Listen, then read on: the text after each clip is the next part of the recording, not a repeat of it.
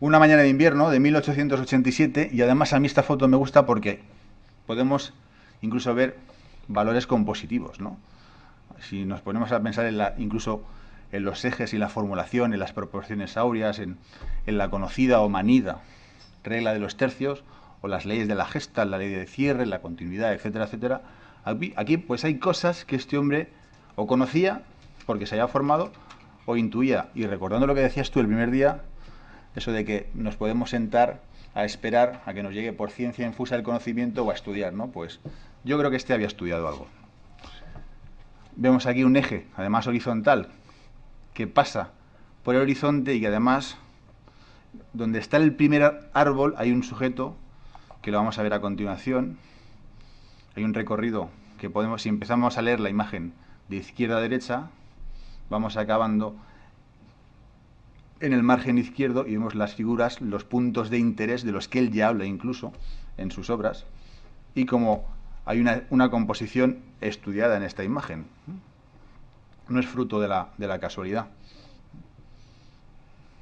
Bueno, otra de sus obras, Pictures of East Anglian Life, imágenes de la vida al este de Inglaterra, donde vemos aquí también en esta pequeña imagen con dos niños situados en el margen izquierdo, vemos una distribución de los elementos, el peso y el descentramiento, el desequilibrio intencionadamente buscado, y como ese dique, riachuelo, ría, que conduce esa diagonal hacia el fondo, hacia otro de los puntos de interés que es la vivienda. Podemos incluso hacer distintas exploraciones de la fotografía, empezando de izquierda a derecha. Los niños nos conducen al río, el río a la casa a los árboles. Como vemos, los elementos están pensados y distribuidos. El cazador furtivo.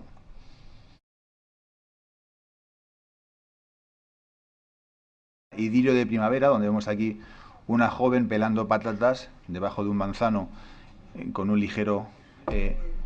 vemos que el plano de la imagen o la cámara está situada por encima de la modelo, dirigiendo el punto de interés hacia abajo, quizás hacia incluso ese cesto con las patatas, ¿no? Que vemos un arrastre difícil, donde también vemos un juego de un equilibrio de fuerzas, diagonales. Esto está estudiado y se nota un artista detrás de estas escenas, de estas imágenes, ¿no? Regreso a casa desde los marjales, otra imagen brutal, extraordinaria, donde además sorprende la calidad, no solo compositiva, sino en cuanto a la nitidez de la imagen para fotografías que tienen casi 200 años. Es algo sorprendente. Habría que haberlas visto en el momento, recién salidas de la cocina, ¿no?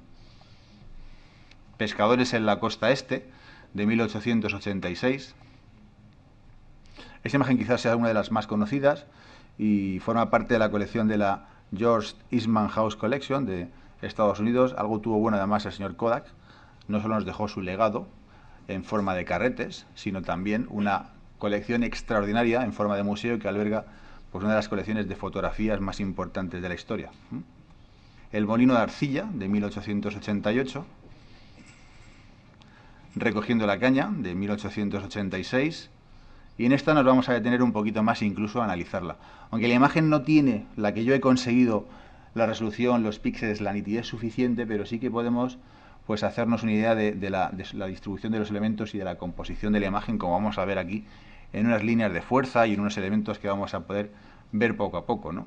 Si trazamos ese eje que pasa más o menos por la línea del horizonte y hacemos otro vertical que pasa por la proa de la barca y por el sujeto que está a la derecha, incluso que nos dirige hacia el fondo, tenemos dos ejes trazados.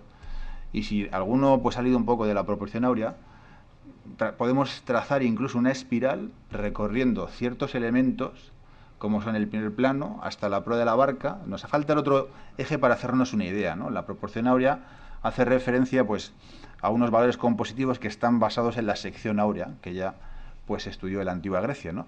Y que más o menos viene a decir que la relación que existe, dada una recta entre la sección mayor y la menor, la relación que existe entre esas es como la mayor con relación al todo, ¿no?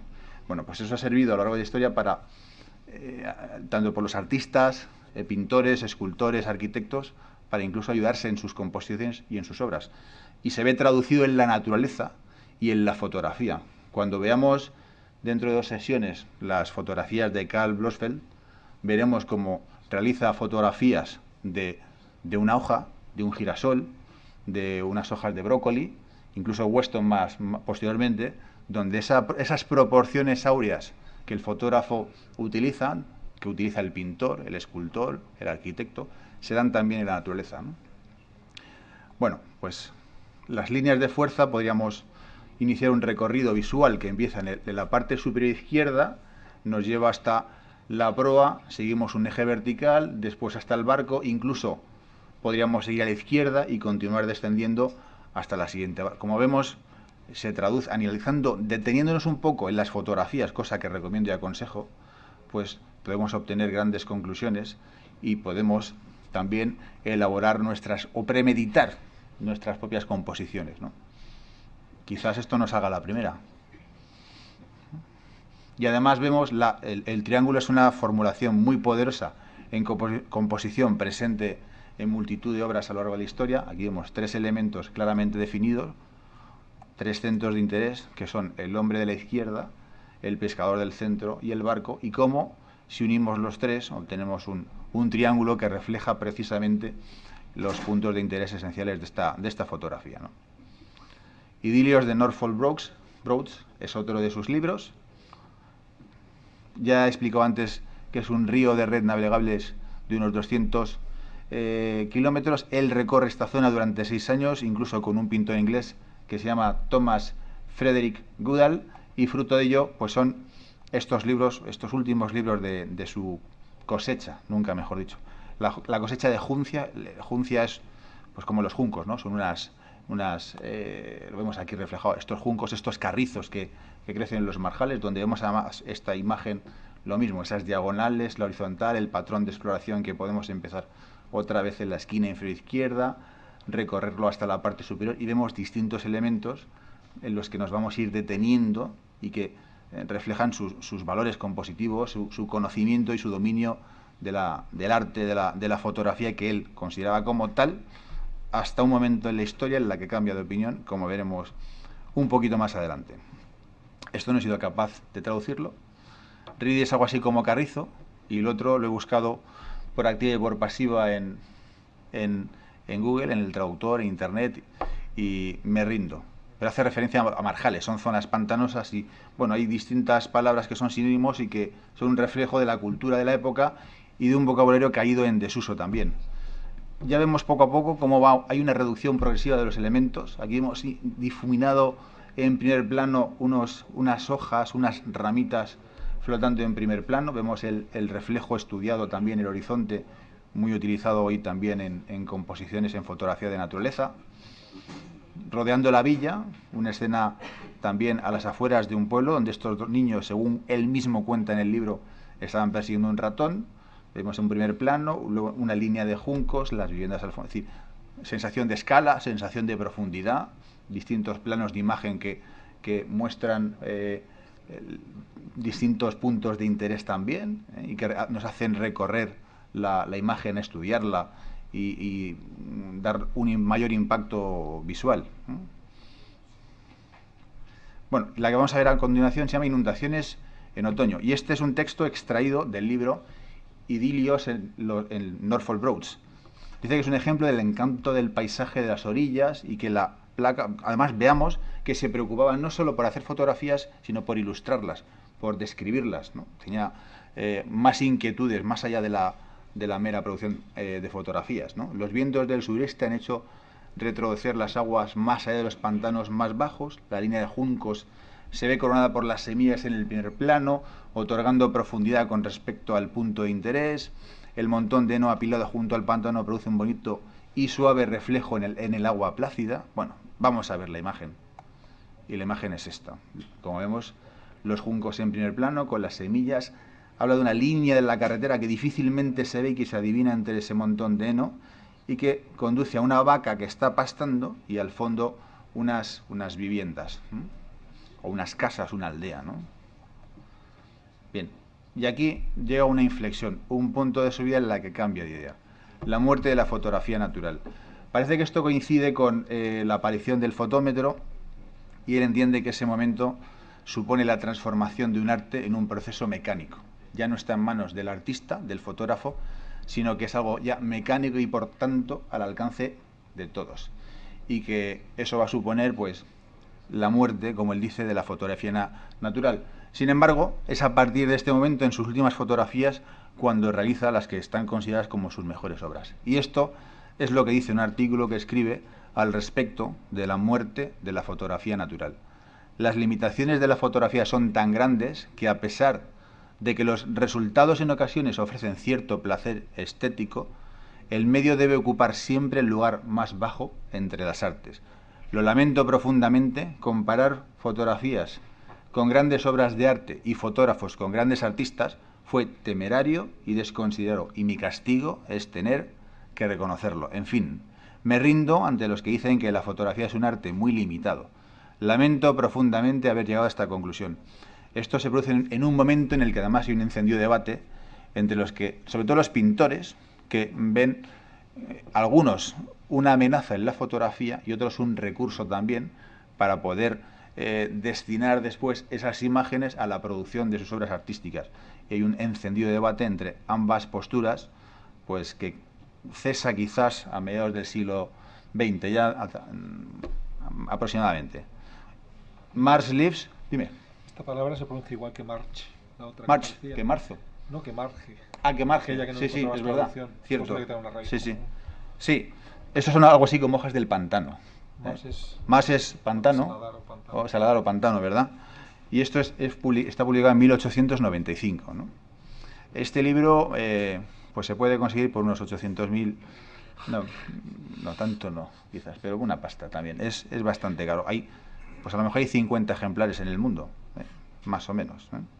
La laguna solitaria, donde además vemos influencias de la pintura japonesa, donde esto ya la reducción a la mínima esencia, dos elementos en medio de una bruma.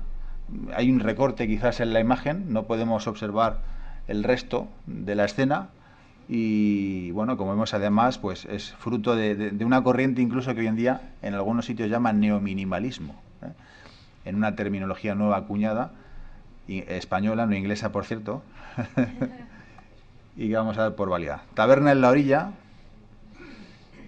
nuevamente una reducción, ya una dedicación más al paisaje, a la naturaleza y menos presencia de seres humanos y de escenas costumbristas, rurales, como vemos en esta fotografía también. Amanecer invernal, a mí personalmente esta me gusta mucho, como dice Rubén, pelicos de punta, donde además podemos analizarla y observar también los valores compositivos, estéticos son innegables, son indudables, ¿no? Vamos a ver si aparece como estaba pensado. Vemos un eje que además pasa por ese caballo. El sol, aunque apenas logra verse, pero eso que se ve ahí entre las nubes es el sol. La línea del horizonte, como vemos una distribución estudiada también, los puntos de interés que están centrados ahí. Uno, el caballo, el sol que está perfectamente alineado con lo que podríamos considerar como un eje vertical, y podemos trazar una diagonal desde el eje superior hasta la esquina inferior donde se traza la línea del horizonte. Como vemos, pues una composición con proporciones también medidas, estudiadas, con una distinción entre el primer plano y el primer fondo que además aquí hemos coloreado para poder distinguirlo. Quizás sea uno de los primeros fotógrafos en los que decididamente se ve un afán por componer, algo en lo que el maestro Benito nos ilustrará, pues no sé si en junio o en julio, ¿no? Aún queda un poquito. Y Hojas en el pantano. Esta es una de sus últimas obras y una de las más celebradas y más conocidas, ¿no? Y La última puerta. La última puerta es precisamente una fotografía que incluye en Mars Lives, y es una declaración de intenciones en la que precisamente hay un campesino cerrando una puerta, como si él mismo, en una alegoría, una clara referencia a su cambio o a su inflexión, pues él considera que es el momento de cerrar esa puerta en la fotografía, y a partir de ese momento pues se dedica a la escritura fundamentalmente. Bueno, y con esto, como sé que algunos de vosotros todavía queréis saber más, os recomiendo. Muchas de estas fotos las podéis encontrar, incluso algunos de los textos en inglés, en En Flickr, por ejemplo, no sé si creo que es la British Library, no lo recuerdo exactamente, pero sabéis que tiene un buscador y es fácil buscar. Si os entráis en Flickr, en el buscador ponéis Peter Henry Emerson y os saldrá al menos 2 portfolios completos. Creo que el de Pictures from Life in Fiel and Fen, el que hemos visto algunas. Tenéis todas las fotografías y algunos textos en inglés. Yo alguno lo he traducido de ahí, libremente. No es fácil, al menos para mi nivel de inglés. En la George Eastman House también Collection también tenéis fotos muy buenas, a una resolución bastante decente. The Old Photo Album y Luminous Link también, que hace... estas páginas no solo se dedican a él, algunas de ellas tienen fotografías a buena resolución que iremos viendo aquí en las sucesivas sesiones de algunos de los fotógrafos, pues de los pioneros de la fotografía. Así que si alguno pues se queda ávido de más conocimiento sobre este pionero de la fotografía de naturaleza, pues puede acudir a estos recursos. Y con esto no os voy a aburrir más. He sido un poco rápido, pero se llevan muchas horas. Así que el próximo día hablaremos de nadar. Un fotógrafo francés.